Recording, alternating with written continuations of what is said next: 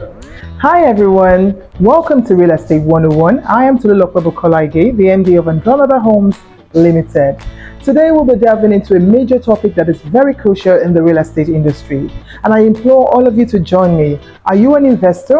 Are you a realtor, a consultant, a marketing or salesperson who wants to play in the real estate industry? Then you need to watch this to the very end.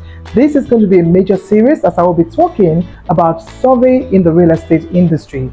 Click on the like button or share button because this is going to be a very lengthy series and we're going to delve deeply into the real estate industry where it borders on surveys and what you need to know before acquiring any property of any sort so that you can be safe and free from any form of scam in the real estate industry.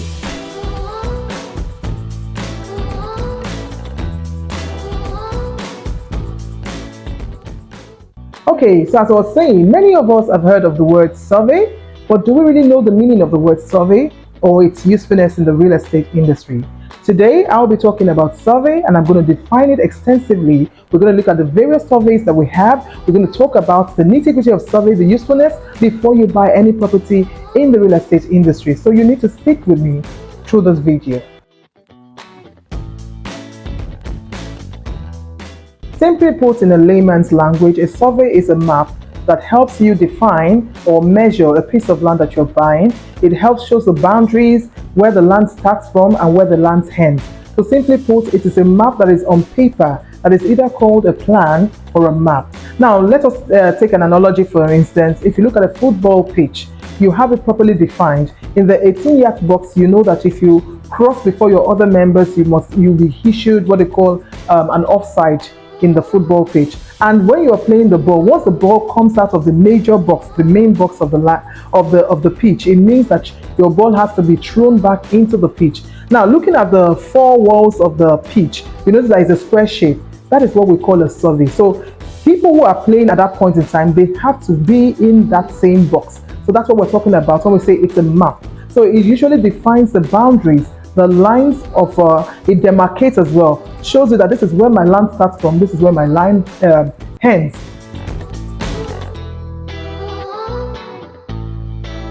A surveyor is a person that maps out using a special tool to identify the size of a land. Simply put, they are a detective to every land that you have to purchase. They are the first people that also works on any property that you are going to buy into before building takes place. The surveyor has to be the first person to work on that piece of land.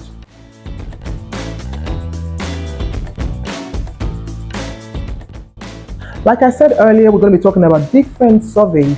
Now, one of the surveys we will be talking about is the cadastral survey. Now, cadastral survey is a survey that deals with the measurements and boundaries of a piece of land. Now, this survey, under the survey cadastral, it is done majorly for documentation purposes and also for legal purposes. When you carry out a cadastral survey, it means that your survey can be registered into the land registry under which your land is situated. Now, under the cadastral survey, you have surveys like a provisional survey and you also have the normal survey, which when it is then registered is now called a registered survey.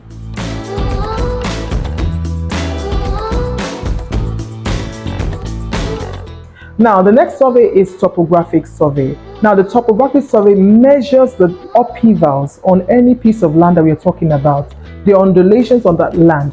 When you conduct a topographic surveys, you are looking at the points. You can pick it from different points to ensure that you know the composition of that soil, to know the depth of the soil. This is what we call a topographic survey. Most of the buildings that you see that are skyscrapers today, they've conducted topographic survey because no lands are actually equal. As I'm sitting down here in this field, for instance, you notice that the hall is a big place. We can pick from different points. We can have up to 6 points in a place. This is what we call topographic survey. What you pick from here is not what you will pick from the next place. So the part A could be dry land all through, while the other parts will have loamy soil, while the other place could be a clay soil. That is why we need to conduct a topographic survey before we carry out any building development on a piece of land.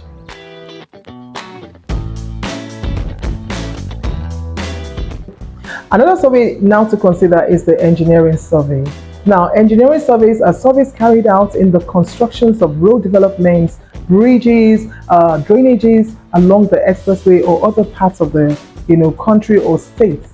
Now, this is necessary because when they want to define all these places, it's important because of the engineering works that will be carried out on the development of this property, these roads and the bridges. It is important they carry out what we call the engineering survey.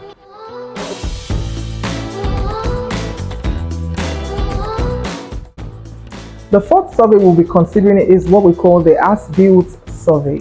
Now, these surveys are usually carried out when a project or a building has been deployed fully.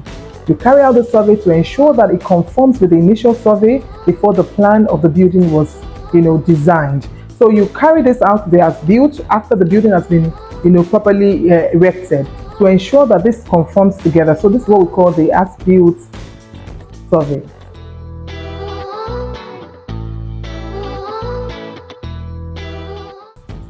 Now, finally, I will be talking about geodetic survey, which is used to pick out measurements from the Earth's surface, and it's also used to establish reference points on the Earth. Now, this is what I'm trying to say here. You notice that most countries, when you look at the US, the first world countries, they have what we call satellites. These are what we call the geodetic survey.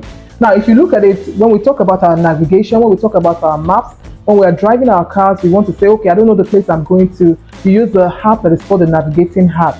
It takes you to where you're going. These things were determined by a geodetic survey. This has been picked from the satellite. Also, when you look at your boat, for instance, when you're taking a boat, it takes you through the navigation of where you're going to from the point you are. It points out the reference point of where you are exactly and to where you're going to, and you're able to follow the map and see how you get to the place at record times, and sometimes it even gives you informed timelines of when you will get there. This is what we call the geodetic survey in real estate. So pretty much we have spoken about a few of the surveys that we are concerned with in the real estate industry. We're going to be breaking down more of this topic, so I'm imploring you to join us and subscribe to our channel on YouTube and also on other social media platforms. Thank you for watching.